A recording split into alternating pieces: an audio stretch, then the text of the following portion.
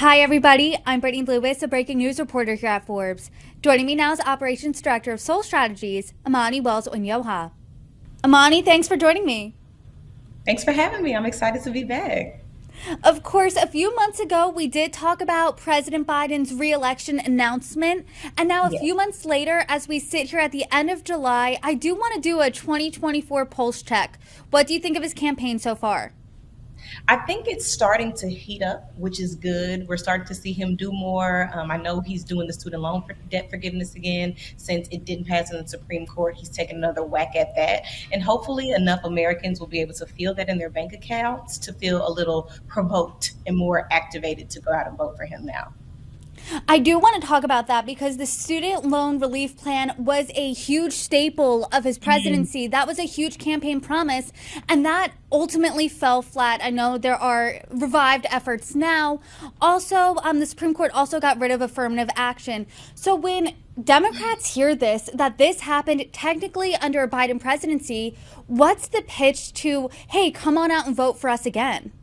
Yeah, that's something that I've been personally struggling with just as a Democratic voter, just to witness how many rights and how many things have been lost under this administration. It's kind of hard not to tie it to the president's success.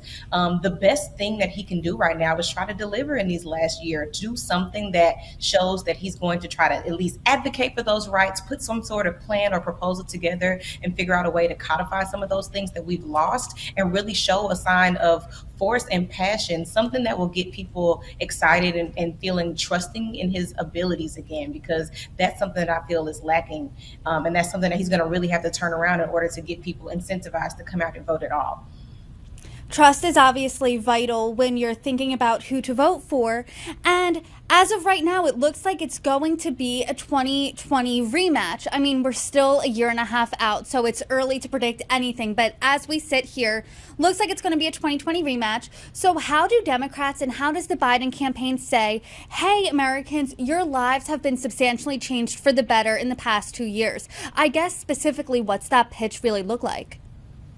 That's an excellent question. And I think it's going to be something that they're internally struggling to find. I think that's why the student loan forgiveness, he had to take another whack at it because it was such a big part of his 2020 promises. And his whole thing has been differentiating himself from Trump. So I do feel like we're going to kind of live in a mirror effect, and we're going to see a very similar campaign to the 2020 campaign, which is I am not Trump. I'm nothing like him. Here are the ways that we are different, because he wasn't able to succeed on a lot of those 2020 promises. So he's not going to really be able to lean on those things to get him through this next election cycle. He's going to have to continue to differentiate himself from Trump and show that he is a more capable leader than he is. And that's going to be his best bet. I do want to talk about that a little more because for years, President Mhm. Biden has said, hey, I am that family man. I am basically like your grandpa, I'm Uncle Joe. It's like that's the persona he's been putting out there, but there are reports about his son, Hunter Biden, and these have been plaguing him since the 2020 election. Recently is that he doesn't acknowledge his seventh grandchild. How would you go about, if you were the strategist on this campaign, how would you address the Hunter Biden situation? I think it's best to just address it head on, because the more that they try to avoid it, the more it looks like there's something too high.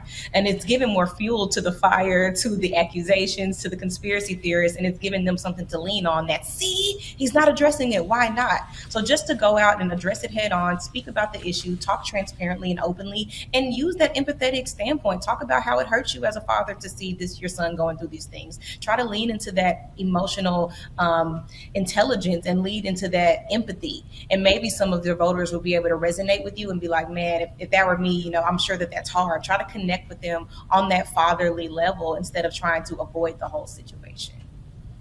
And according to a recent Quinnipiac poll, close to half of voters would consider a third party presidential candidate in 2024.